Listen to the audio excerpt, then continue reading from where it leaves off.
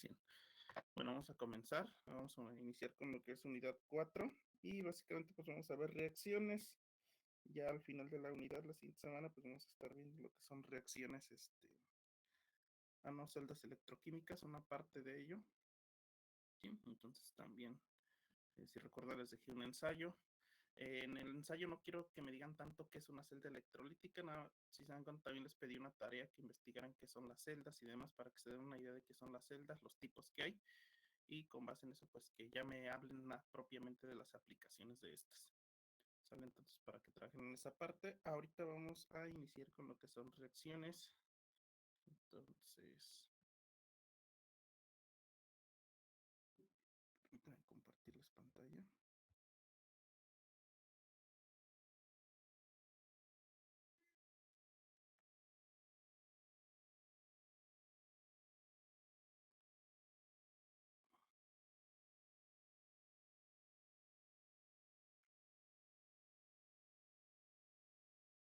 Bueno, pues vamos a empezar entonces con lo que son reacciones químicas. Y bueno, es una reacción química. Una reacción es un proceso en un conjunto de sustancias llamadas reactivos se transforman en un nuevo conjunto de sustancias llamadas productos. En otras palabras, una reacción química es un proceso mediante el cual tiene lugar una transformación química. ¿Sí? Básicamente, siempre que hablamos de una reacción química es porque va a sufrir una transformación, ¿sí? No únicamente física, sino que estamos hablando de que va a reaccionar, es decir, vamos a tener diferentes moléculas en un inicio y al final de la reacción pues vamos a tener otras moléculas totalmente diferentes, ¿sí? Entonces, clasificación, pues los tipos más comunes de reacciones químicas son de síntesis, de descomposición, sustitución simple y doble sustitución, ¿sí? Entonces, por ejemplo, una reacción de síntesis o combinación es así muy sencillo de determinar. Por ejemplo, en este caso vamos a suponer que A y B son compuestos diferentes y se van a combinar para formar un compuesto denominado AB, ¿sí? Entonces, a ese tipo de reacciones les vamos a llamar reacciones de combinación o síntesis, ¿sí? En este caso, por ejemplo, el cloruro de sodio se forma a partir de sodio y cloro molecular, ¿no? Lo que hace es llevar a cabo una reacción y nos forma cloruro de sodio. Tenemos, por ejemplo, el cloruro de calcio, ¿sí? Que también calcio más cloro nos da cloruro de calcio, o lo que es el bromuro de cromo, ¿sí? Entonces, básicamente es combinar es bueno combinar dos reactivos para que nos dé un producto, ¿sí? Entonces, A más B nos da AB. Ahora tenemos una reacción de descomposición. Digamos que esta sería la inversa a lo que teníamos en una reacción de síntesis o combinación, ¿sí? ¿Qué es lo que va a pasar? Aquí tenemos una reacción de tipo AB, ¿sí? Es decir, aquí partimos de un compuesto AB y lo vamos a separar. Es decir, se va a descomponer en sus elementos que lo componen. Ejemplo, por ejemplo, la molécula de agua, ¿sí? Dos moléculas de agua se descomponen para formarnos 2 moles de lo que es hidrógeno molecular más 1 mol de lo que es oxígeno, ¿sí? También tenemos lo que es, por ejemplo, el cloruro de... Ah, no, este es clorato de potasio, ¿sí? Que nos va a formar cloruro de potasio y oxígeno molecular. O tenemos lo que es carbonato de calcio y se va a descomponer para formarnos CO2 y óxido de calcio o bióxido de calcio. Entonces, básicamente cuando hablamos de una reacción de descomposición, partimos de una molécula y la vamos a separar, ¿sí? Entonces, y tenemos lo que es una reacciones de sustitución, ¿sí? En una reacción de sustitución, vamos a suponer que tenemos un compuesto AB y vamos a sustituir B por X, ¿sí? Es decir, solo se intercambia una parte de la molécula por otra. De esta forma, al final de la reacción tendríamos AX y B nos quedaría sola. por ejemplo, aquí tenemos dos ejemplos. Puede haber sustitución simple y sustitución doble. En el caso de la sustitución simple, por ejemplo, en el caso de tenemos que A va a reaccionar con BC y lo que va a hacer A es desplazar a B, ¿sí? Y entonces nos queda un compuesto AC más B. Ejemplo de esto, tenemos aquí la reacción de la parte inferior, donde tenemos que el magnesio más lo que es el sulfato de cobre van a reaccionar. ¿Qué es lo que va a pasar? El sulfato va a reaccionar con el magnesio y nos va a formar sulfato de magnesio y el cobre nos va a quedar libre, ¿sí? Entonces, básicamente lo que se hace es desplazar a uno de los componentes de la molécula para sustituirlo por otro en lo que es una sustitución simple. De hecho, por eso se llama sustitución. Y tenemos una doble sustitución. En una doble sustitución lo que va a pasar es un intercambio entre dos moléculas únicamente. Por ejemplo, aquí partimos de una molécula ABCD y al final lo que tenemos es AD más CD. Es decir, en el caso de la molécula AB, la B se cambió por D de la otra molécula y en la otra la molécula D se cambió por B. ¿Sí? Lo que pasó fue un intercambio nada más entre las moléculas. ¿Sí? Ejemplo, lo que es hidróxido de sodio más lo que es cloruro de cobre van a reaccionar y se nos forma este cloruro de sodio más hidróxido de cobre, ¿sí? Entonces lo que hay es un intercambio, ¿sí? En una reacción de sustitución simple lo que pasa es que un reactivo se sustituye por otro en la molécula. En una doble sustitución hay un intercambio de elementos entre ambas moléculas, ¿sí? Y nos da dos moléculas totalmente diferentes al inicio.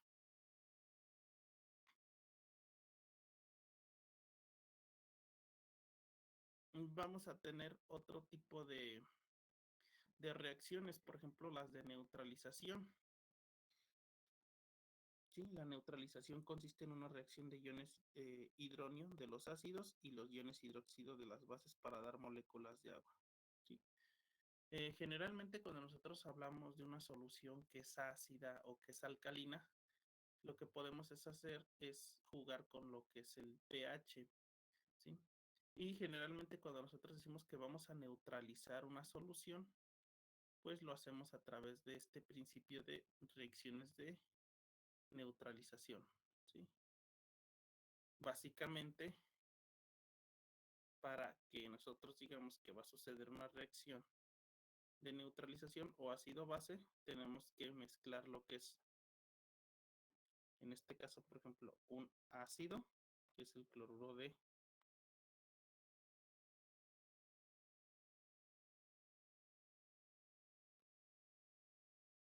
que es el ácido clorhídrico, perdón, y lo que es una base, que en este caso es el hidróxido de sodio.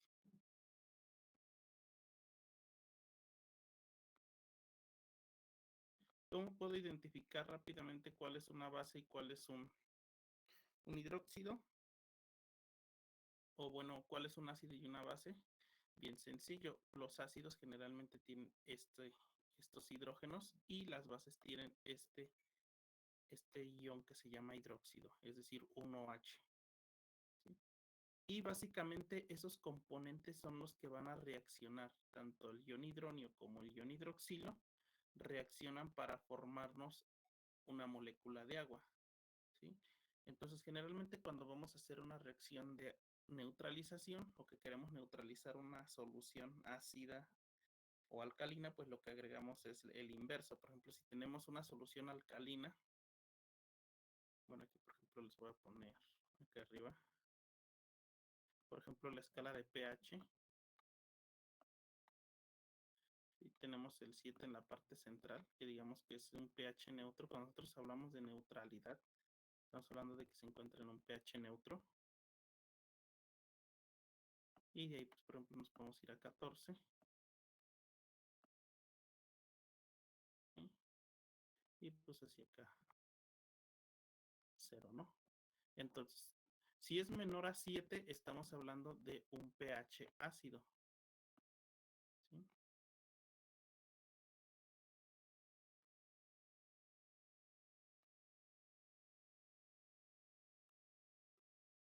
¿Sí? estamos hablando de un pH mayor a 7, estamos hablando de un pH alcalino.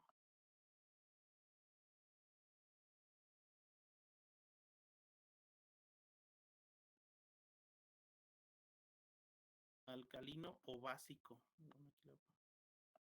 O,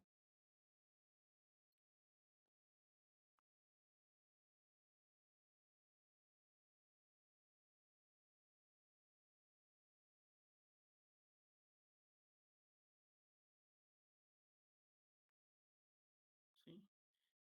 ¿Qué es lo que predomina en un pH ácido? Ah, pues puros iones. Bueno, aquí vamos a cambiar.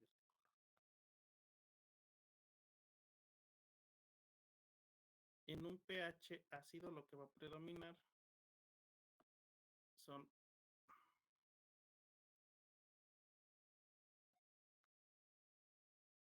los iones hidronio o los protones, ¿sí?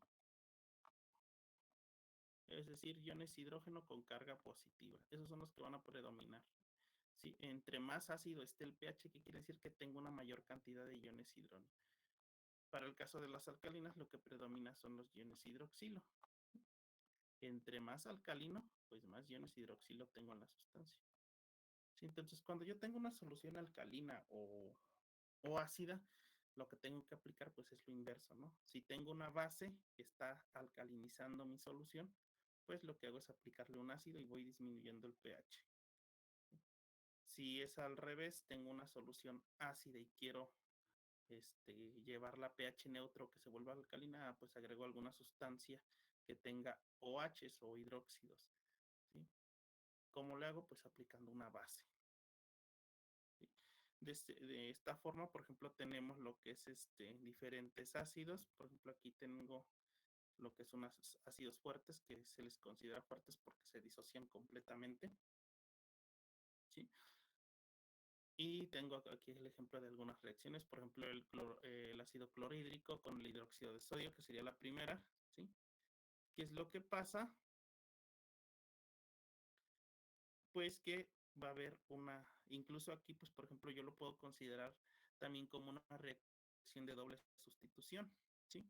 Porque si se dan cuenta, el H y el OH se combinan para formarnos una molécula de agua y lo que es el sodio y el cloro nos forman cloruro de sodio. Entonces también es una reacción de doble sustitución, pero también es una reacción de neutralización porque nos está formando una molécula de agua. ¿Sí? Si hay una formación de molécula de agua en la reacción, ¿sí? A través de la formación de H y OH, pues estamos hablando de una reacción de neutralización y aparte de una reacción de doble sustitución. Lo mismo, por ejemplo, aquí para el ácido clorhídrico, que sería la segunda reacción, con lo que es el hidróxido de bario, ¿sí? Nuevamente, cloruro de bario más 2 moléculas de agua, ácido sulfúrico, que es la tercera, con lo que es hidróxido, ¿sí? También una reacción de doble sustitución. Tenemos lo que es el ácido perclórico con hidróxido de sodio, también una reacción de doble sustitución y una reacción de neutralización, ya que se está formando la molécula de agua. Lo mismo, por ejemplo, para lo que es el hidróxido, ¿sí? Y lo que es el N y lo que es el ácido nítrico. Entonces, también una reacción de doble sustitución. Mm, Por otro lado, también tenemos, bueno, hasta aquí alguna duda, pregunta en cuanto a la clasificación de las reacciones.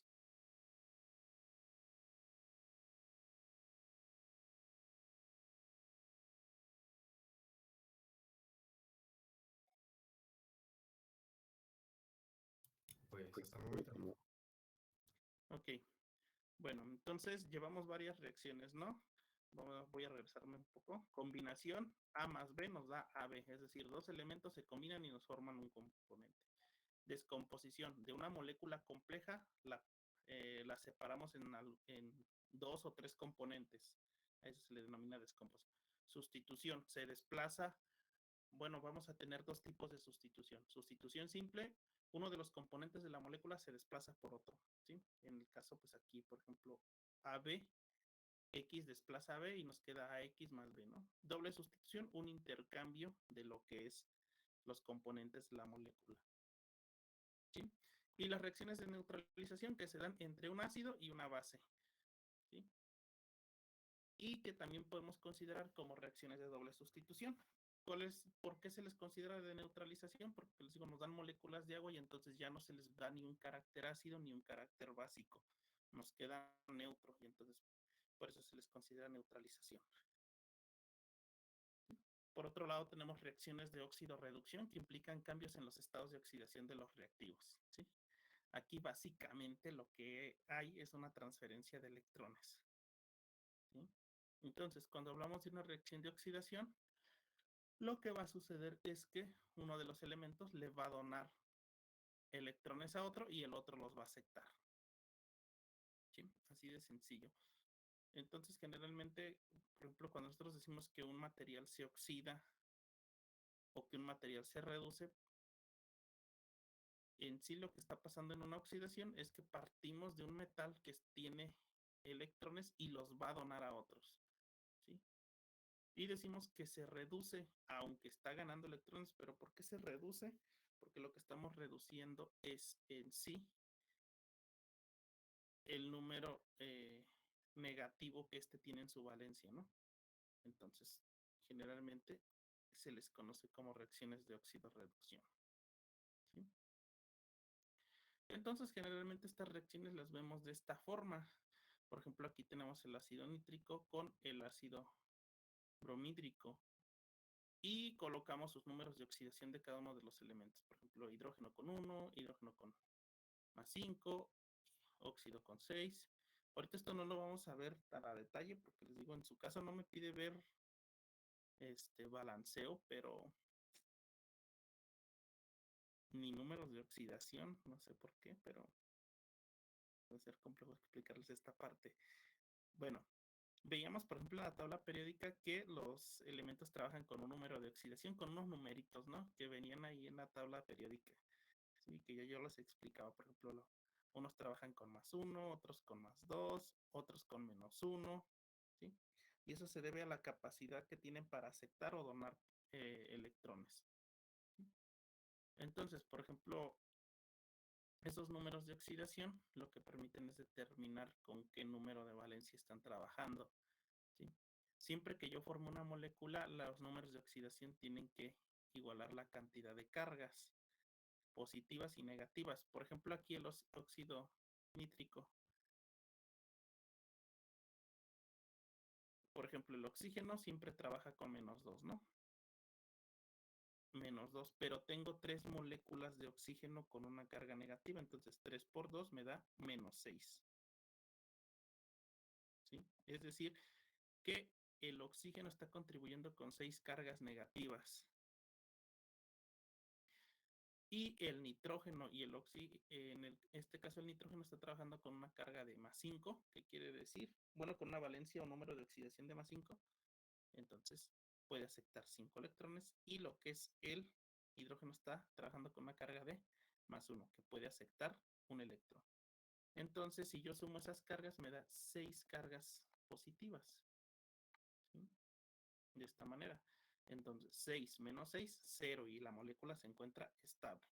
Ejemplo, el siguiente ejemplo, ácido bromídrico, -1 más 1, nos queda 0 y está neutra también, ¿sí? En este caso, estas cargas, como es un enlace covalente, pues la carga va a ser 0 porque se están compartiendo, ¿sí? Aquí no hay transferencia de electrones. En este caso, aquí nuevamente el oxígeno trabaja con -2 y el nitrógeno trabaja con +2 para este caso, ¿sí?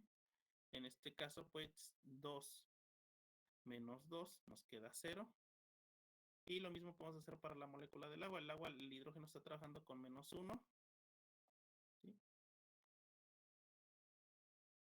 Y digo, con +1 puede aceptar 2 electrones, pero tengo 2 átomos de hidrógeno, entonces son +2 y el oxígeno son -2. Eso nos da 2 más -2, 0, y está neutra la molécula. Entonces, generalmente nosotros vamos a encontrar moléculas que siempre van a estar neutras. Si en alguno de los casos encontramos que no es así, generalmente lo vamos a ver indicado con un signo positivo o negativo en la parte superior como un subíndice. ¿Sí? Por ejemplo, si estoy trabajando con nitrato, ¿sí? Y yo observo que tiene este signo, que quiere decir que tiene una carga negativa. ¿Sí? Por ejemplo, si estoy trabajando con un sulfato, CO4, yo observo una carga -2, ¿qué quiere decir? Pues que tiene una carga de -2. ¿Sí? Es decir, aquí tiene la capacidad de donar 2 electrones. ¿Sí? Aquí recordando que las cargas negativas pues hacen alusión a la carga negativa de los electrones. Entonces, si tiene un -1 quiere decir que tiene un electrón de más. Si tiene un -2, 2 electrones de más. Y esos son los que puede donar. ¿Sí? Por ejemplo, el hierro que trabaja con -2. No digo con +2, que quiere decir que en este caso pues puede aceptar 2 electrones. ¿Sí? O hierro +3 quiere decir que puede aceptar 3 electrones. Entonces las cargas positivas siempre nos van a decir que puede aceptar. Las cargas negativas nos van a decir que tiene un exceso de electrones. ¿Sale? Así de sencillo para identificar reacciones de oxidorreducción. ¿Qué es lo que pasa en una reacción de oxidorreducción? Pues que va a haber transferencia de electrones, ¿sí? Entre uno y otro, entre unos y otros elementos. Por ejemplo, el nitrógeno. Si yo observo el nitrógeno, por ejemplo, acá me dice que tiene una carga de +5, es decir, tiene la capacidad de aceptar 5 electrones porque es positivo. Pero acá me dice que únicamente tiene ya la capacidad de aceptar 2. Entonces, ¿qué es lo que pasó? Pues lo que pasó es que se le cedieron 3 electrones a este oxígeno, digo, a este nitrógeno, y por lo tanto, ahora ya tiene una carga de +2 y ya no de +5. Entonces, como aceptó 3 electrones, ya solo puede aceptar 2. ¿Sí? En el caso del bromo, aquí por ejemplo, está trabajando con -1 y pasó por un proceso también de oxidorreducción. ¿Qué es lo que pasó? Que en este caso él donó electrones. ¿Sí? ¿Por qué? Porque tenía una carga de -1, es decir, un exceso de un electrón, y lo donó y entonces queda en 0. ¿Sale? Y ya no tiene la capacidad de donar electrones. Entonces, pues todas esas reacciones se les considera como oxidorreducción, donde comenzamos con un número de oxidación al inicio de la reacción y posteriormente ya el número de oxidación se ve modificado. Bien, entonces esas van a ser las clasificaciones de las reacciones con las cuales se pueden encontrar. Vamos a pasar ahora, entonces, ¿cómo podemos hablar estequiométricamente cuando estamos viendo una reacción? ¿Sí? Vamos a utilizar diferentes unidades usuales de medida en estequiometría. Es decir, cuando hablo de estequiometría, tiene que cumplir con varias reglas. Es decir, que lo mismo que entre sea lo que sale. ¿Sí? Si yo meto 3 átomos de oxígeno a una reacción, esos 3 átomos tienen que salir. En alguna parte tienen que salir. ¿Sí? No puedo decir que entran 2 átomos de oxígeno y después resulta que solo salió uno. ¿Sí? Entonces hay que tener mucho cuidado en las reacciones en ese tipo. Entonces, generalmente siempre que hablamos de reacciones, lo que va a suceder es que tenemos que ver que lo mismo que está reaccionando es lo que va a salir. ¿Sí? Ya más adelante vamos a ver que el hecho de que, por ejemplo, las reacciones no se lleven a cabo en un 100% no es porque se pierda masa o biomasa, que desaparezca o demás. Lo que pasa es que parte de los reactivos no reaccionaron, ¿sí? Solo la reacción solo tiene cierta cantidad de eficiencia. ¿Sí? Entonces, por ejemplo, si yo hablo de una reacción con un porcentaje del 70% de eficiencia, ¿qué quiere decir? Que el 30% de los reactivos no reaccionó. ¿Sí?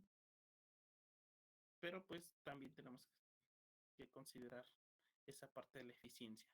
Bueno, entonces vamos a pasar a estas unidades que se utilizan en lo que es estequiometría, por ejemplo, atomogramo, ¿sí?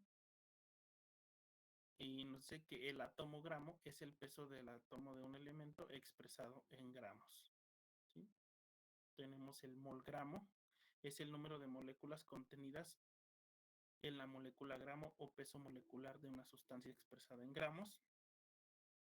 Volumen gramo es el volumen que ocupa un mol de un gas en condiciones normales de temperatura y presión y es igual a 22.4 litros mol, temperatura normal, ¿sí? Entonces, generalmente, un mol en condiciones gaseosas siempre va a ocupar ese espacio, ¿no? 22.4 litros sobre mol, ¿sí? Bajo esa temperatura y esas presiones. Entonces, vamos a ver de una por una, porque pues ahí suena enredoso, ¿no?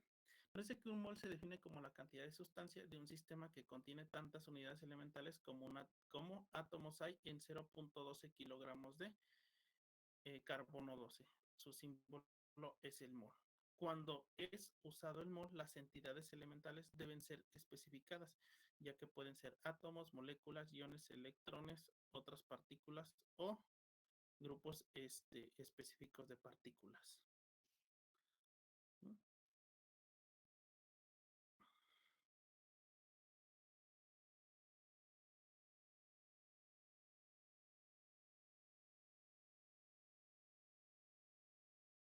Bueno, aquí no borré esto, pero les voy a explicar rápidamente. Entonces, también tenemos lo que es numerosos experimentos han llevado a cabo a deducir que un mol, es decir, lo que estábamos viendo, es igual a 6.022.1363 por 10 a la 23, ¿sí? O lo que es 6.022 por 10 a la 23, que es el número de átomos, ¿sí?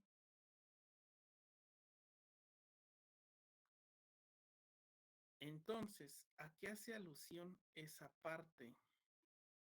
Generalmente, por ejemplo, nosotros vamos a tener lo que se conoce como peso molecular o unidades atómicas moleculares o lo que es número atómico, ¿sí? Entonces, a ver, permítanme un tantito.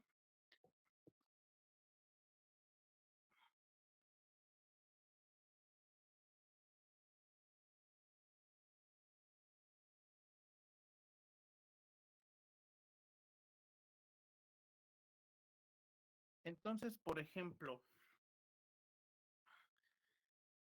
un mol, cuando yo voy a hablar de qué es un mol,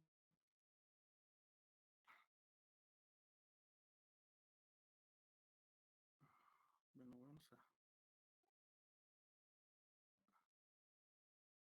voy a borrar esto para explicárselos.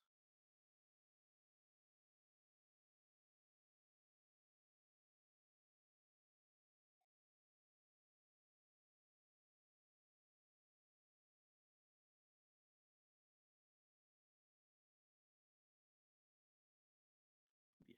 Entonces, por ejemplo, vamos a ver lo que es un mol, ¿no? Entonces, por ejemplo, si nosotros nos vamos a nuestra tabla periódica, por ejemplo, el carbono,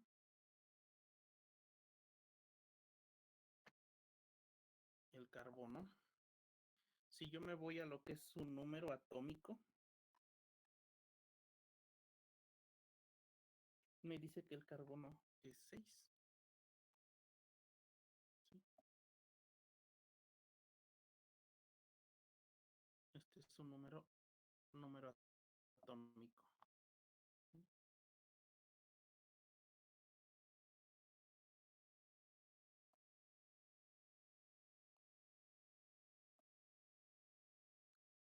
Y quedamos que este número atómico, pues nosotros lo utilizamos, por ejemplo, para lo que era determinar cuántos protones tenía en el centro, ¿no? Que lo marcamos como Z igual a 6, por ejemplo. Pero resulta que los átomos también tienen lo que son los neutrones, y los neutrones, a diferencia de los electrones, sí le brindan una masa a lo que es los elementos. Y si nosotros nos vamos a lo que se denomina masa atómica, por ejemplo, ahí en masa atómica,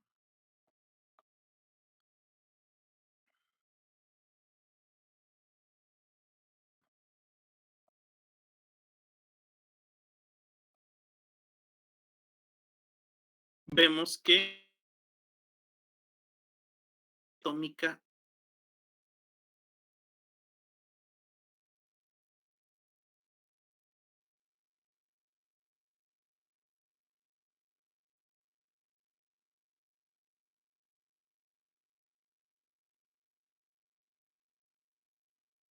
¿qué incluye esa masa atómica? Pues incluye tanto el peso de los neutrones como el peso de los protones, ¿sí?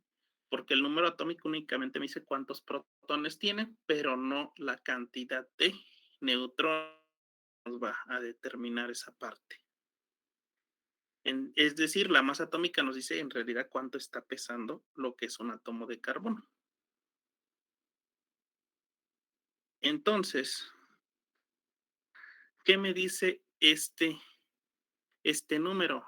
Me dice que si yo tuviera, para el carbono, si yo tengo 12 gramos, si yo tuviera 12 gramos de carbono puro, eso va a equivaler a un mol, ¿sí? Y en esos 12 gramos yo voy a tener 6.022 por 10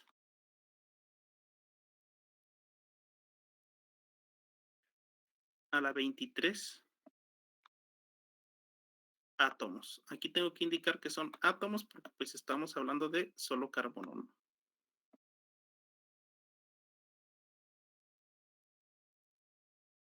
¿Sí? Por ejemplo, para el caso del sodio, en el caso del sodio, si nosotros nos vamos a nuestra tabla periódica, el número atómico, es decir, el número de protones que tiene es igual a 11, ¿sí? Pero lo que es su masa atómica o la Ma es igual a 23, ¿sí? ¿Qué quiere decir ese 23? Que si yo tuviera 23 gramos de sodio, eso equivale a un mol. Por eso se pone como 23 gramos mol.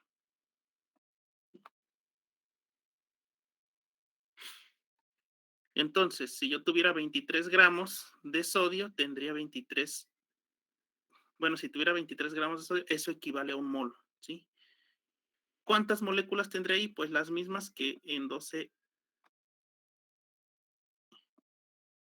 los 12 gramos del carbono.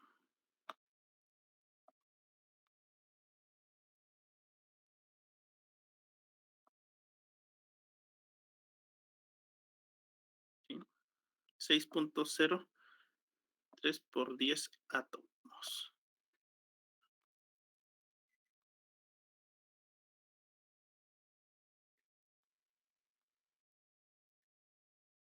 ¿Sí? Por ejemplo, si me voy al azufre, el azufre, su número atómico es 16, pero su masa es de 32. ¿Qué quiere decir esa masa atómica? Que si yo tuviera 32 gramos de azufre puro, esos me hacen, eso equivale a un mol, ¿sí?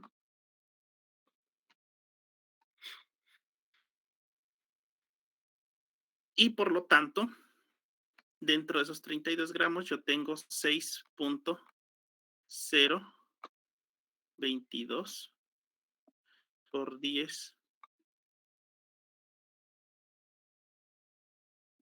a la 23 átomos.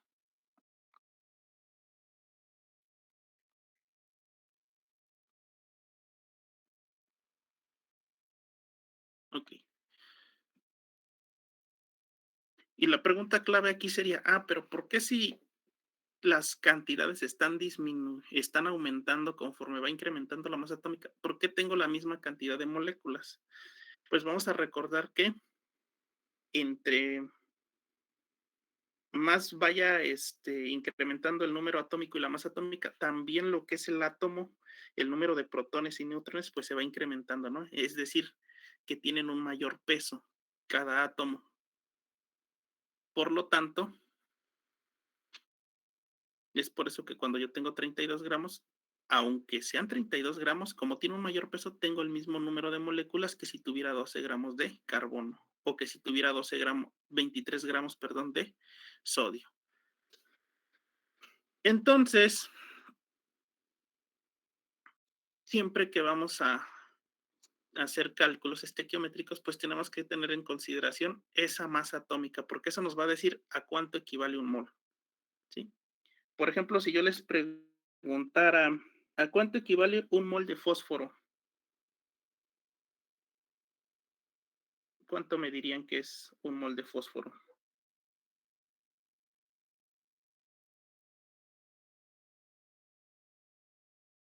A 31 gramos porque la masa atómica se redondea a 31, ¿no? Sí, exacto, muy bien. Por ejemplo, para el nitrógeno, ¿cuánto sería un mol de nitrógeno?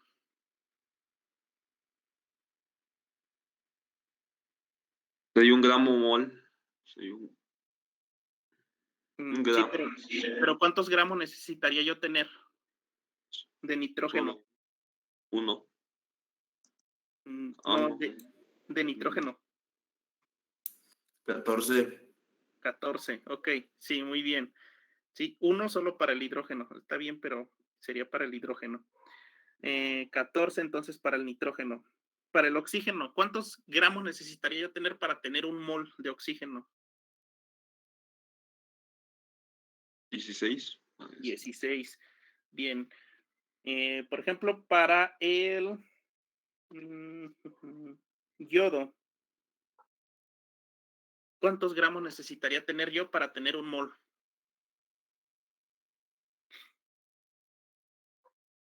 127. 127. Ok, muy bien. Entonces, ya entendimos esta parte, ¿no? Un mol nos va a determinar el peso atómico, pero ahora vamos a ir volviendo un poquito más complejo esta parte. Ahora, ¿cómo determino el número de moles que yo tengo? Porque, pues, por ejemplo, puede ser que cuando yo haga un cálculo no tenga necesariamente un mol, ¿sí? Entonces vamos a utilizar una fórmula y vamos a decir que N es igual a gramos entre el peso molecular. Aquí le vamos a poner peso molecular, masa atómica o UMA, que es unidades de masa atómica. Ahorita vamos a ver por qué tiene esas variantes esta fórmula. Entonces, N es el número de moles, que es igual a gramos. Aquí le puse como gramos porque generalmente se le pone una M, pero luego se puede confundir con otros. Ya cuando están haciendo muchos cálculos, se puede confundir con otros factores. Entonces, generalmente yo lo pongo como G para saber que lo puedo colocar en gramos. ¿Sí? Entonces, otra vez, N igual a número de moles. G es la masa que tenemos. PM es peso molecular, masa atómica o unidades de masa atómica o UMA.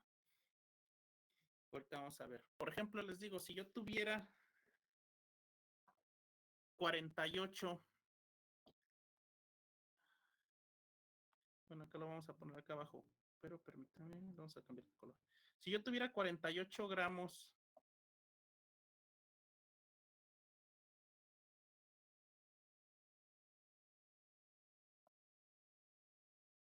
de lo que es de carbono,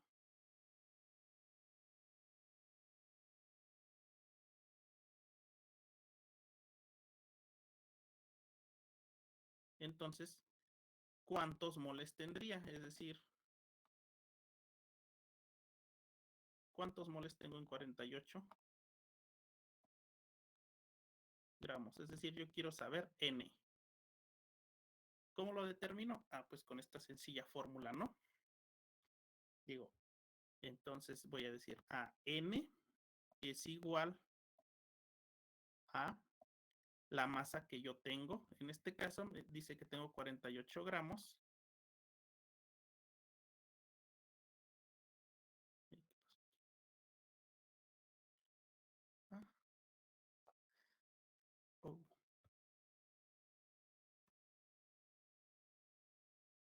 Permítanme un momento que algo pasó con la presentación. Ok. Ay, no va a dejar. Déjenme salgo un momento y vuelvo a ingresar a ver si se... Ok. Entonces, tengo 48 gramos, ¿no? Listo. Entre puede ser peso molecular, masa atómica y unidades de masa atómica. Como estoy hablando de un elemento puro, es decir, del carbono, entonces pues utilizo su masa atómica, que en este caso pues yo ya sé que es 12 gramos sobre mol.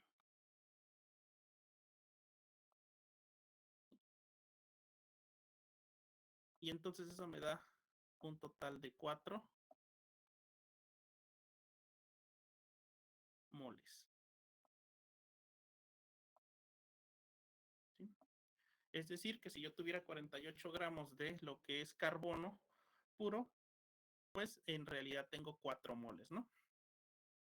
Si yo quisiera saber cuántas moléculas tengo en 4 moles, pues es muy sencillo, con una regla de 3, ¿no? Si yo sé que un mol, por ejemplo aquí mismo arriba pongo, si yo sé que un mol de carbono tiene 6.022 por 10 a la 23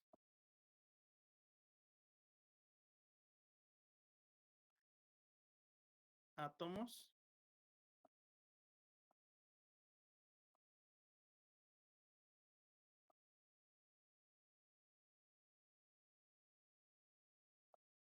entonces, ¿cuántos tendría en 4 moles? ¿Sí? Entonces, X es igual a... Y entonces, pues 4 por 6.022 por 10 a la 23, ¿cuánto me daría?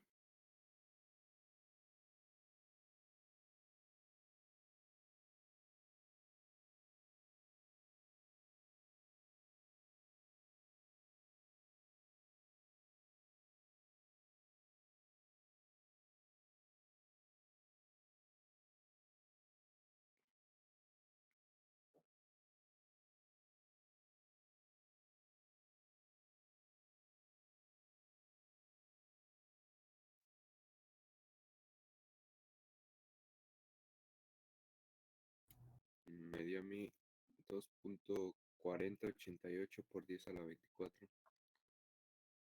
¿2 punto qué?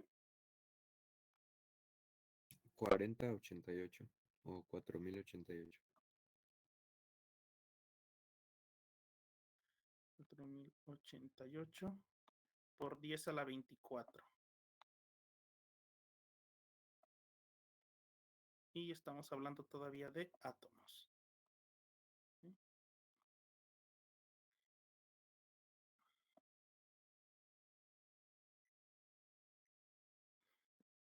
Entonces, así de sencillo, ¿no?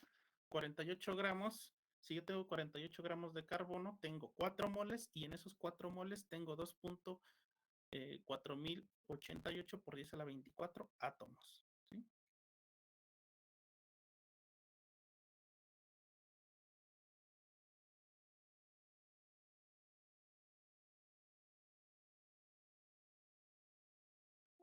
¿Dudas con esto?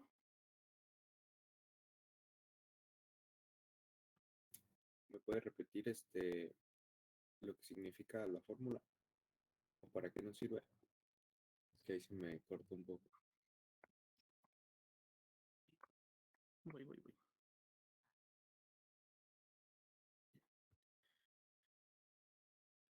Ok, entonces, aquí en la fórmula, nuevamente, vamos a tener que N es igual al número de moles. ¿Sí? Eso va a ser igual a la masa. Aquí lo marqué como G. Entre puede ser peso molecular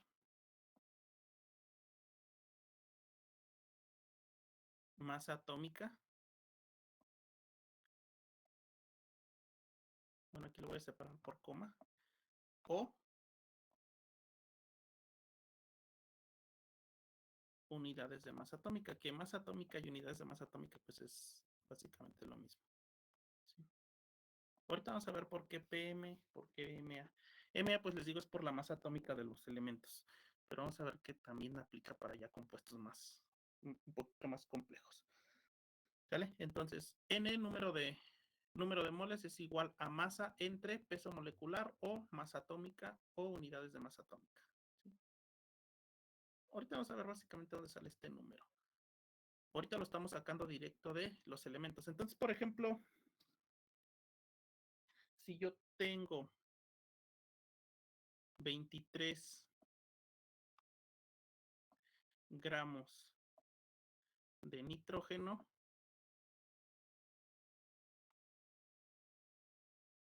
¿sí?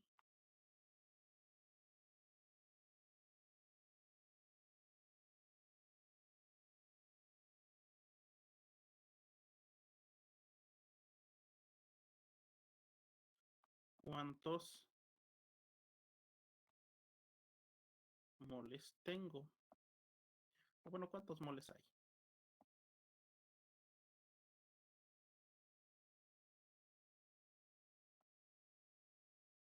¿Sí?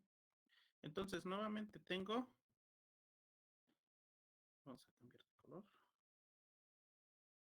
Tengo que N es igual a G, y en este caso entre masa atómica, porque estamos hablando de un elemento puro, ¿no? Eso es igual a C la masa que tengo, ¿sí? Que son 23 gramos. Y C el peso molecular o la masa atómica. ¿Cuál es la masa atómica o a cuánto equivale un mol? De lo que es el nitrógeno. 14. 14. Entonces aquí abajo coloco el 14 gramos mol. Entonces, ¿cuántos moles tengo?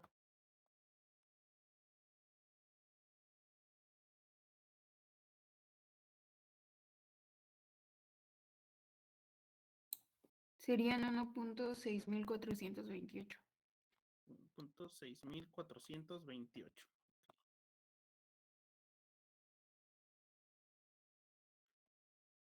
moles.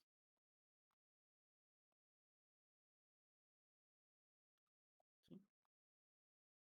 Si quisiera saber las moléculas, pues vuelvo a hacer la misma relación que hicimos anteriormente, ¿no? Yo sé que... Ay, bueno, pero este no se ve. Permíteme con azul. Por ejemplo, yo sé que entonces en 14 gramos de nitrógeno tengo 6.022 por 10 a la 23 átomos.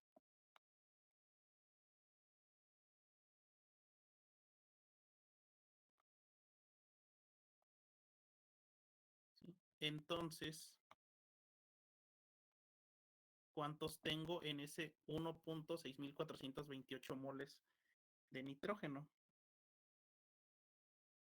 ¿Cuántas moléculas tendría ahí? Entonces, pues aquí... Ay, no, pero acá me equivoqué, perdón. La parte de arriba. Porque estamos hablando en moles. Perdón. Yo sé que un mol de nitrógeno, ¿sí?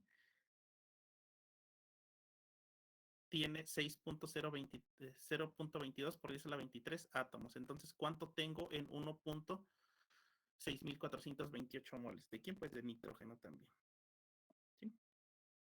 Entonces, 6.428 por 6.022 por 10 a la 23 entre 1, pero pues como es entre 1, pues ya no se hace el entre 1, ¿no? ¿Cuánto nos daría ahí?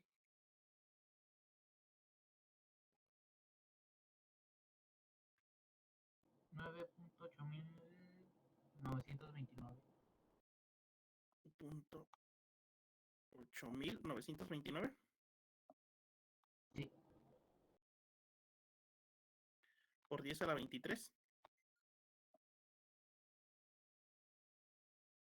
Sí, faltaron decimales, pero sí. Ok, lo podemos dejar con 3 cifras significativas, no hay ningún problema, ¿sí? Si se dan cuenta, por ejemplo, también el número de Avogadro marca más decimales, pero generalmente pues se utilizan 3. Pero está bien así, con 3 o con 3 unidades, ¿cómo se llama? Cifras significativas que utilicen está bien. ¿Y cómo sabemos cuándo usar peso molecular, masa atómica y así? Ah, ok, de hecho ahorita vamos para allá. Ok.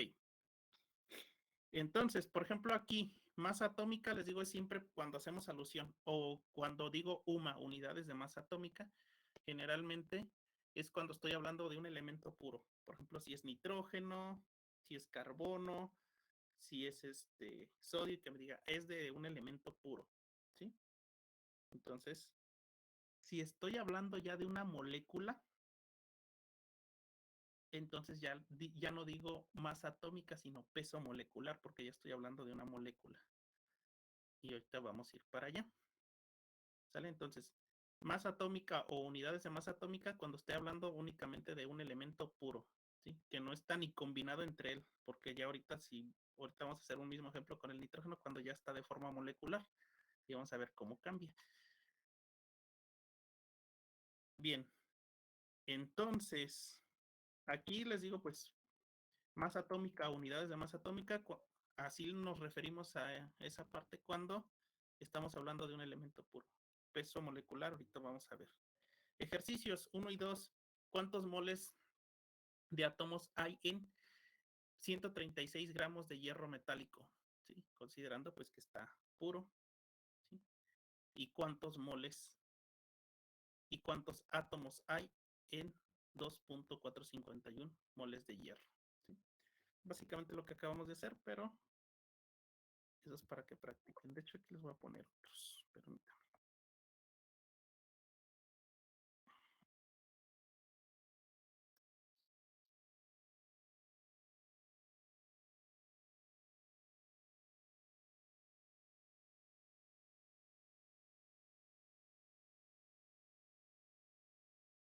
Dice que no puede ni cuando ya está combinado, aunque sea con otro mismo átomo del mismo elemento, ya ahí se utiliza igual peso molecular.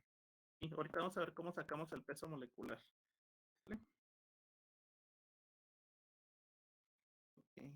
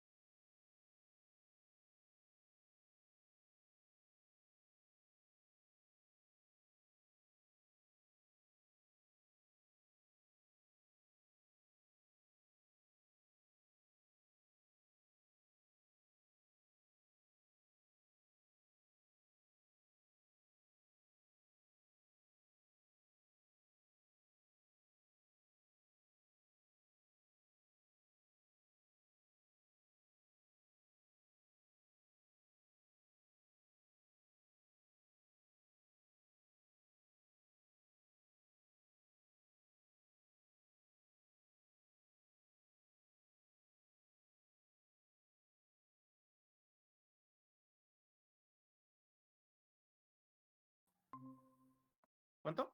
13.5. Ok, entonces tendría 13.5 gramos. ¿De quién? De berilio. ¿Sí? Y listo, ¿no? Y eso es parecido al número 3, ¿sí? Tengo 1.4. ¿Cuántos gramos tengo de lo que es si tengo 1.4 gramos. Ah, pero no le puse el elemento aquí. Ay, bueno, permítame. En el ejercicio no les puse de qué elemento.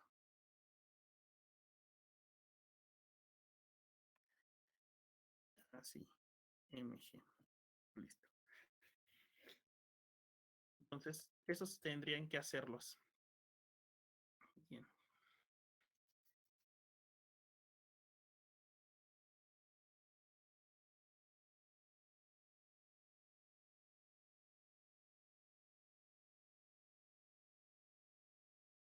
Bueno. Pero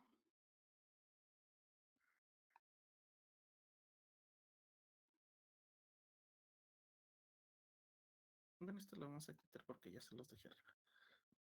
Bien, ahora tenemos otro detalle con esta, ya cuando vamos a empezar a... ¿Qué pasa entonces? Ya vimos con elementos, ¿no? Ya quedó claro esa parte. Pero, por ejemplo, ¿qué pasa si yo tengo, por ejemplo, esta molécula? NaCl. ¿Cuál sería el peso molecular de esa molécula? Y eso es a lo que voy. Ahora tenemos que calcular el número de moles, pero para una molécula. Ya no para un átomo normal, sino para una molécula.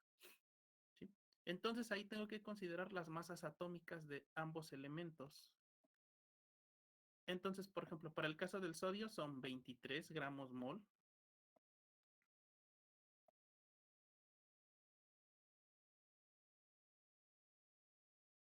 Y para el caso del cloro lo vamos a dejar en 35, ¿no? 35 gramos mol.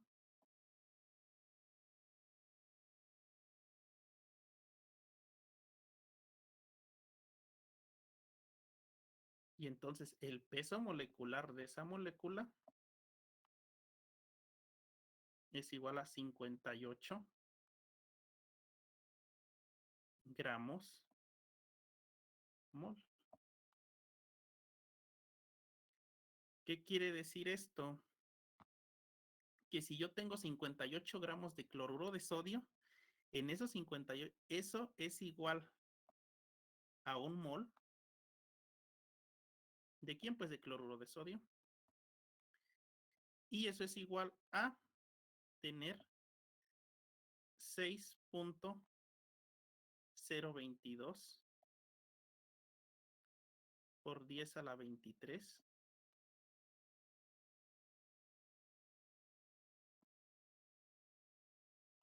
Y ya no son átomos porque ya no estoy hablando de un elemento puro, sino moléculas, ¿no?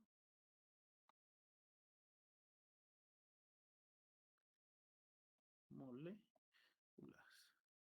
Listo. ¿Sí? Entonces, esa es la única diferencia, que ahora tengo que sumar las masas. Por ejemplo, si tengo agua,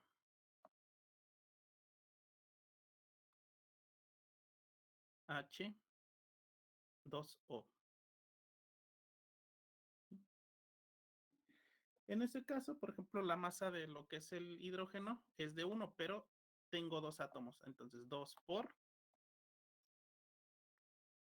1 gramo mol. Eso nos da, pues, bueno, 1 gramo mol. Eso nos da 2 gramos, ¿no? 2 gramos mol para el caso del hidrógeno.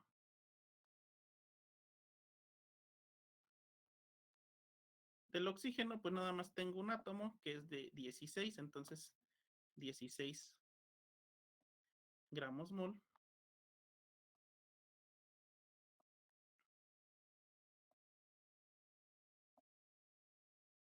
Y eso nos da un total de 18 gramos mol.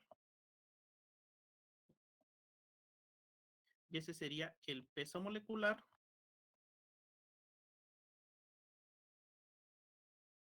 del agua.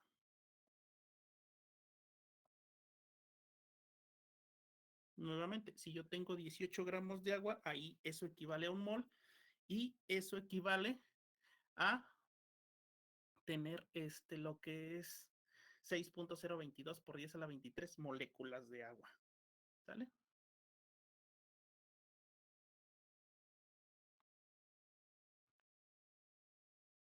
Y entonces, para hacer cálculos con esto, pues hago lo mismo que lo anterior, ¿no? Ya nada más que en lugar de poner número atómico, ya utilizo lo que es el peso molecular, ya por ejemplo para moléculas. Por ejemplo, el nitrógeno, si yo lo tengo de forma molecular, ¿qué quiere decir? Que yo tengo 2 átomos de nitrógeno multiplicados por los 14 gramos mol que pesa cada uno de ellos. ¿Sí? Eso nos daría un total de 28 gramos mol.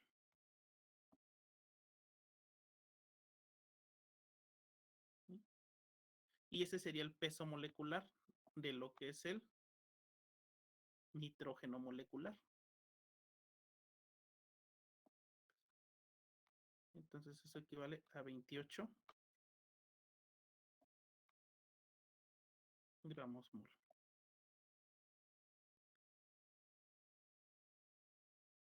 ¿Sí? Entonces lo mismo aplica. Entonces, por ejemplo, si yo quisiera saber cuántos moles tengo, por ejemplo, en 18 gramos de agua, bueno, por ejemplo, digamos que tengo 50 gramos de agua, 50 gramos de H2O.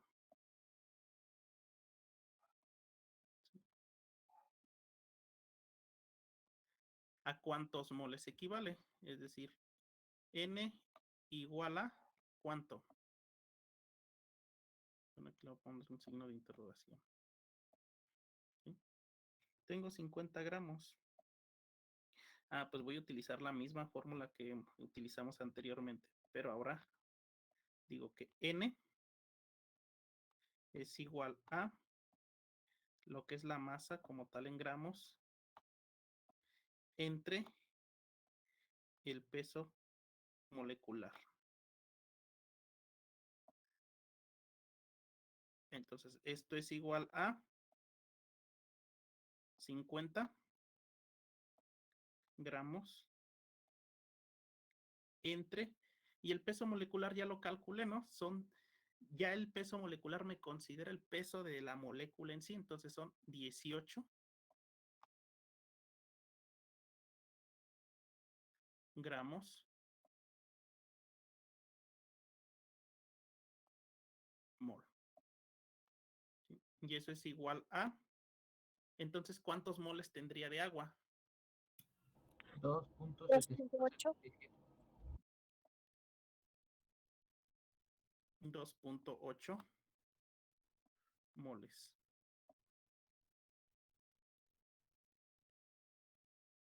¿De quién? De H2O. ¿Sí? Entonces, esa es la única variante entre hablar de masa atómica y peso molecular. Cuando hablo de peso molecular, sumo todas las masas que están participando. ¿Sí? Profe, por ejemplo, en el mol del peso molecular del H2O, si solo tiene un oxígeno, el 16 gramos mol se pone porque está multiplicando o solamente porque se duplica el oxígeno. O porque el 16 sino el 8. Ok. Acá en el agua, este 2 es del hidrógeno, ¿sí?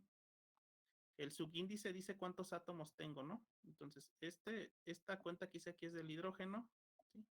Y este 16 es del oxígeno, ¿sí?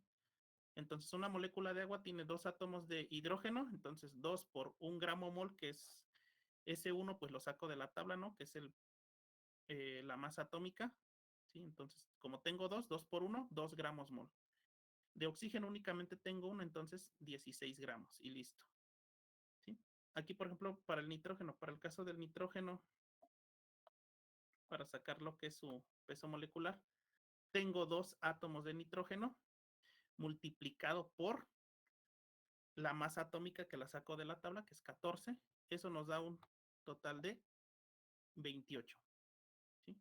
Y entonces digo que es 28 gramos mol lo que pesaría esa molécula. Entonces, aquí bien atentos a la hora, por ejemplo, dióxido de carbono.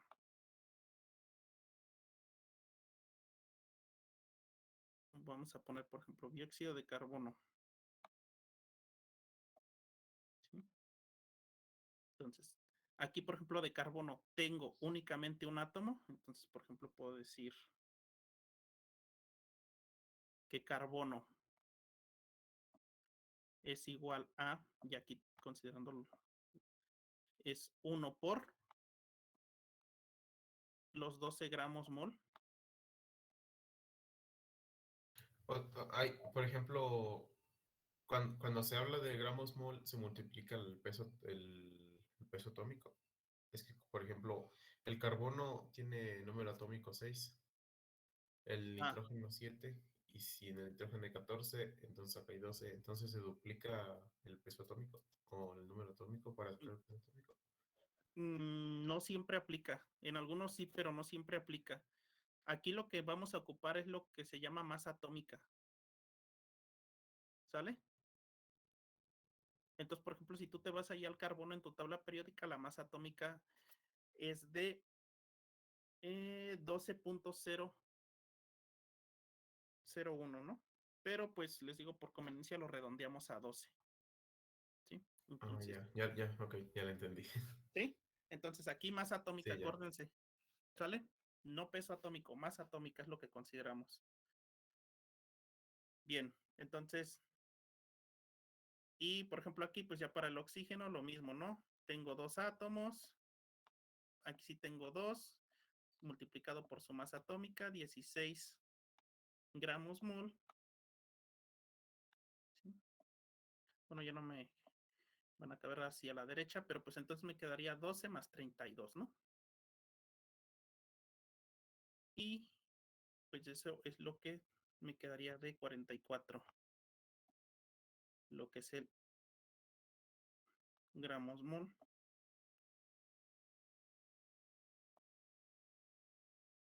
Bueno, aquí le voy a poner que peso molecular.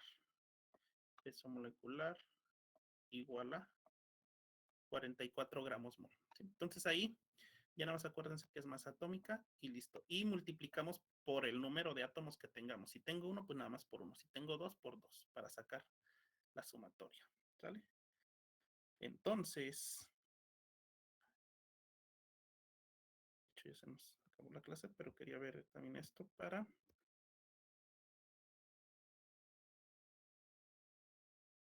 Permítanme.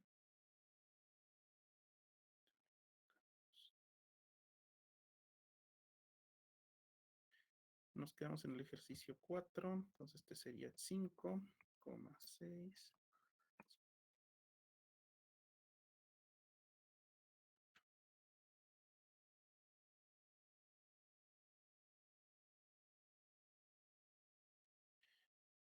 ¿Vale? Entonces, van a hacer estos ejercicios, es lo mismo, básicamente, pero ahora con pesos moleculares ya. Calcule cuántos moles de hidróxido hay en 250 gramos, que es parcial lo que acabamos. Determine cuántas moléculas hay en 1 kilogramo de agua. Aquí, atentos, porque recuerden que aquí me lo está dando en kilogramos, pero la masa siempre la meto en gramos en lo que es la fórmula, ya que todas las masas atómicas están en gramos mol, no están en kilogramos mol. Entonces, gramos mol. ¿Sale? Entonces, para que pongan atención ahí en esa parte. Determine la masa molecular que hay en 250 gramos de ácido sulfúrico. ¿Cuántos moles? Dice, ¿cuántas moles de oxígeno, moléculas de oxígeno y átomos de oxígeno hay en 40 gramos de oxígeno gaseoso? ¿Sí? Entonces, este último, pues nada más es lo mismo. Sacar cuántos moles, parto de primero 40 gramos, cuántos moles tengo, a cuántas moléculas equivale. Y si ya tengo las moléculas, quiere decir que por cada molécula tengo 2 átomos, entonces puedo calcular cuántos átomos tengo también. ¿Sale? Entonces, tan sencillos. En estos, en lugar de átomos, son moléculas, ¿verdad? Sí, ya aquí son moléculas, salvo el último que ya considera también los átomos, pero les digo, eso se hace al final donde ya nada más dividimos entre dos por cuántos átomos tiene la molécula. Pero sí, aquí ya son puras moléculas. ¿Sale? Pero también para las moléculas se usa el número este de 6.022 por 10 a la 23. Sí, lo mismo que les ponía cada ejemplo con el cloruro de sodio, ¿sí? Una vez que ya obtuve el peso molecular, eso equivale a un mol y eso equivale a 6.022 por 10 a la 23, ¿sí? Moléculas. Y en el último que nos pide átomos, ahí eso lo dividimos entre dos, ¿o cómo? Sí, sí, porque como es es una molécula con dos átomos de oxígeno, pues ya nada más, una vez que obtengan las moléculas, las dividen entre dos y ya está el número de átomos. ¿Sale? Ok. Sí, Bien. profe. Ok, bueno, entonces, pues hasta aquí le vamos a dejar. Tómenle captura a esto. Igual les voy a enviar las diapositivas hasta donde nos quedamos para que las tengan. El resto no se las voy a enviar porque como tengo notas, vamos a ver. Oh, bueno, sí se las envío como las tengo. Y ya, de todos modos les explico en clase. ¿Sale? Profe, Sí, dime. Profe, respecto a la rúbrica, sí, así es la rúbrica, es que como estamos hablando de celdas químicas y la rúbrica habla como de otras cosas. Sí habla del aspecto social, económico, ambiental y pues no, ahí no quedó claro que... Ah, ok. Sí, miren. Por ejemplo, yo sé que celdas electroquímicas, pues ustedes lo que planean es describirme qué es una celda electroquímica y demás. Pero en el caso de los ensayos, lo que quiero es que me digan qué impacto ha tenido, por ejemplo, el descubrimiento de esas celdas para la sociedad, por ejemplo, las pilas, ¿no? Yo creo que las baterías alcalinas, algunas celdas electroquímicas han tenido un impacto directamente en la sociedad, ¿sí? También, por ejemplo, la creación de este tipo de baterías, por ejemplo, las de automóviles y demás, también si se desechan, por ejemplo, causan un problema ambiental, ¿no? Entonces, es importante conocer la teoría, pero también es importante saber cuál es el impacto que tienen hacia los diferentes ámbitos. Es por eso que se los marco, ¿sí? Eh, Entonces, por ejemplo, las baterías y demás también tienen que estar reguladas, ¿sí? No es como que yo diga, voy a crear una batería y pues, que la desechen donde quieran. Pues no, también tienen que tener cierta regulación y demás. Entonces, eso es lo que quiero que abarquen en su ensayo, ¿sí? No tanto la teoría, porque pues la teoría la vamos a ver en clase, sino ahora el impacto que tiene sobre los diferentes ámbitos.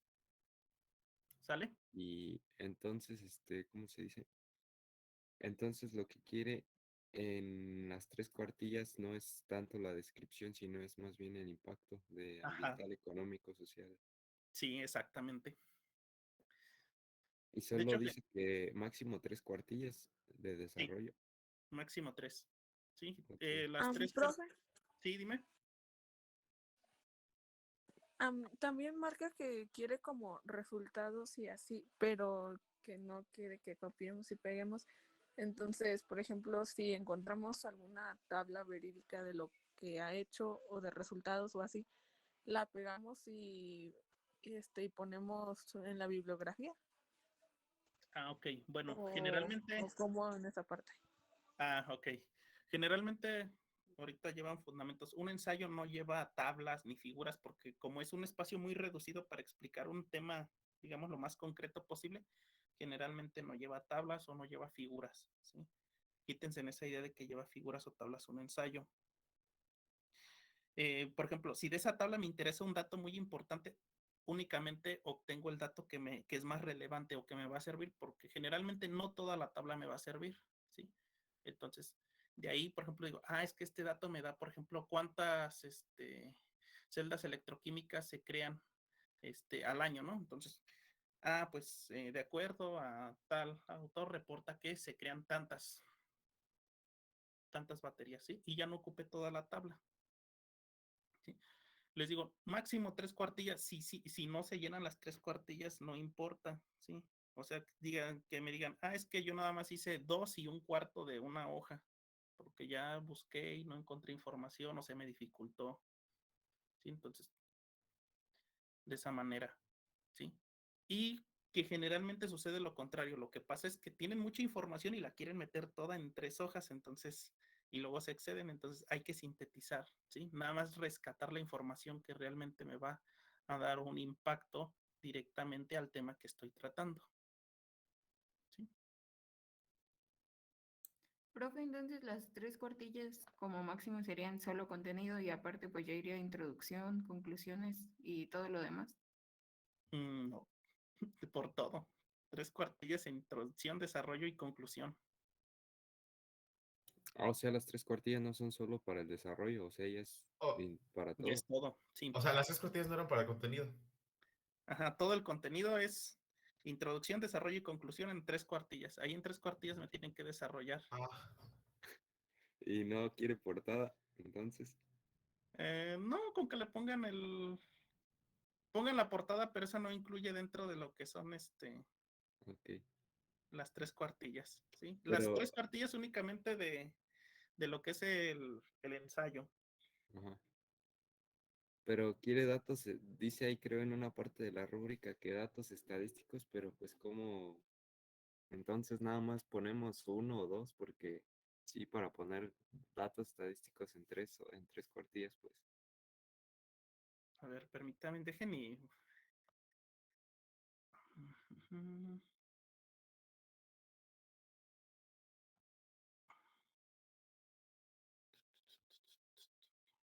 Sí ven mi pantalla, ¿verdad? Sí. Sí. Ok, permítame. No, estos son pocas.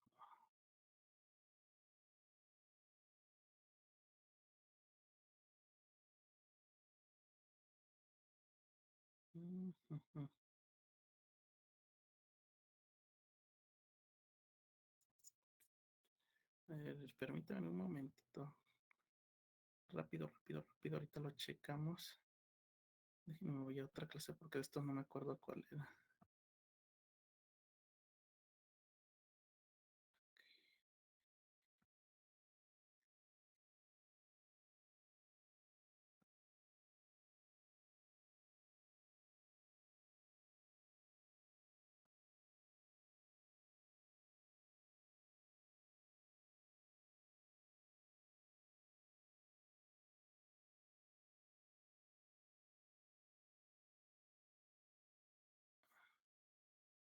A ver, voy a ver si le atino a los que estaban como más explicados en esta parte. Bien, bueno, por ejemplo, ay, no carga completo.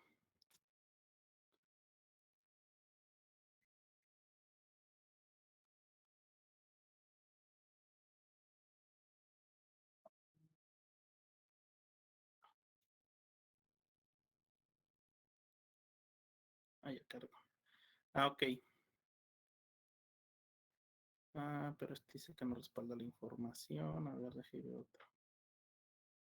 Ahorita lo checamos rápido para que no se queden con dudas y no les va a ir mal en el ensayo. Entonces, esta unidad no habrá examen, es el ensayo, ¿verdad? Sí, les digo, es que la última parte es muy teórica.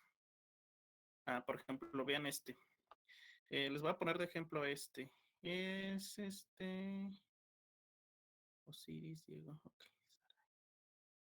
Ok, este es de bioquímica. El tema era importancia de la bioquímica en México, ¿no?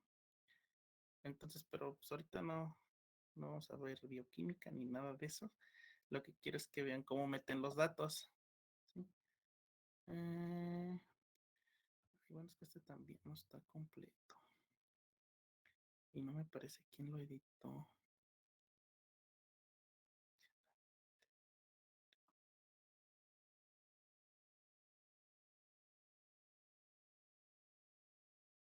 Paniagua.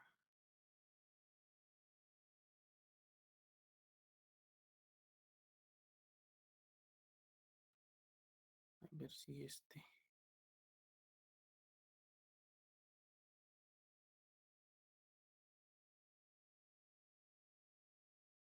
en fundamentos han hecho ensayos.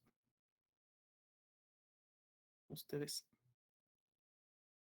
No, nada más nos dejó una monografía, creo. Pero ahí sí nos dejó más extensión. Sí, es que por ejemplo un ensayo es más corto, es más, digamos, una opinión. personal. Obviamente pues, se basan en referencias, pero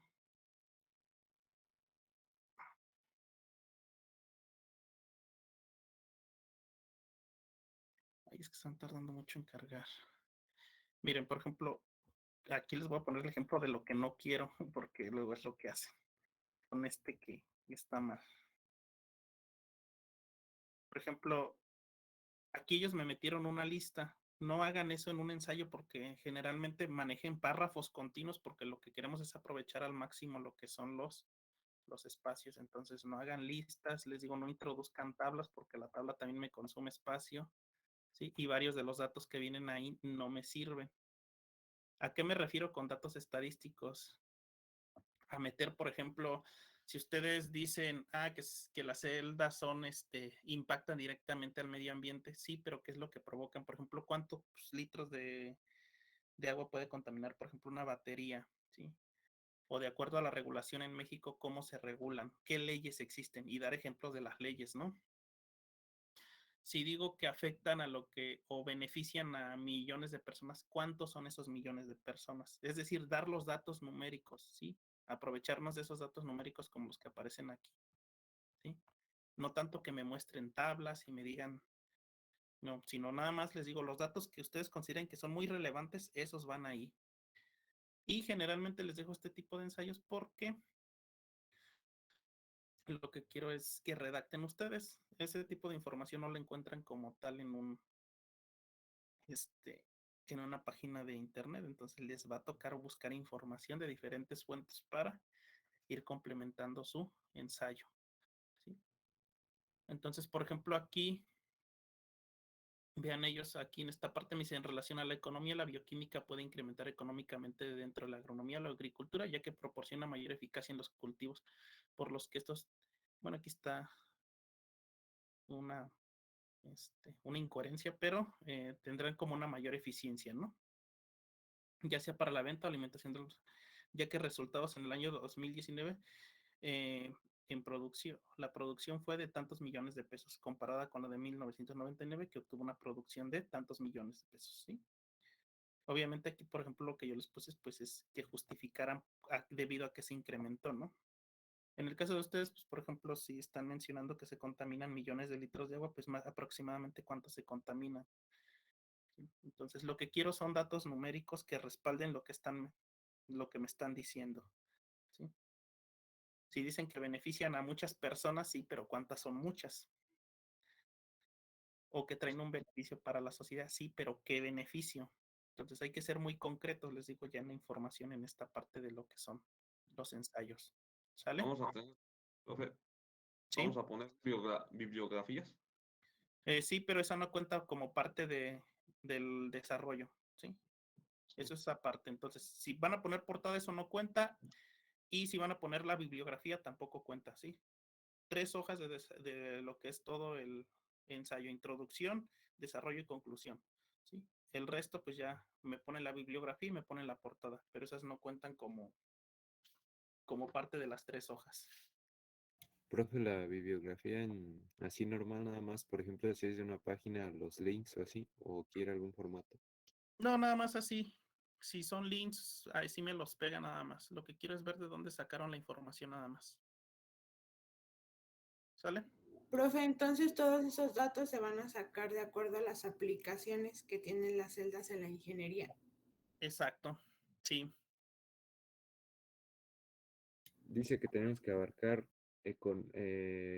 por ejemplo, sector económico, ambiental, social. Uh-huh.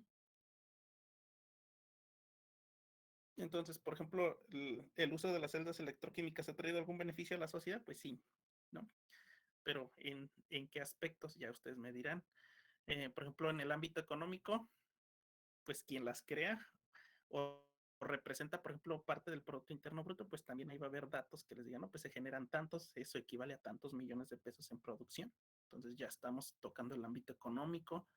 El ambiental, les digo, pues si hay un mal manejo, pues evidentemente también hay un impacto ambiental y ese impacto ambiental también perjudica directamente a determinados sectores, entonces ahí ya los especificamos. ¿sí? Entonces, aquí va a entrar su capacidad de síntesis de la información, ¿sí? Y su capacidad de redacción también.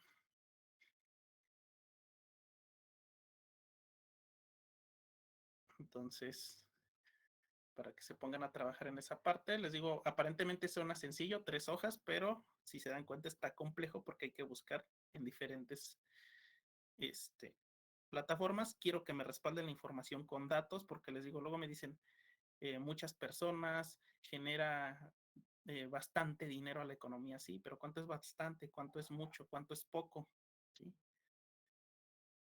Porque ese tipo de palabras pues son muy ambiguas, no nos dicen en sí nada. ¿Sí? Lo que para mí es mucho, para otros puede ser poco y viceversa, ¿no? Entonces, hay que dar los datos. Profe, y por ejemplo, entonces dice que no quiere viñetas ni tipo listas, simplemente quiere los párrafos así lo más,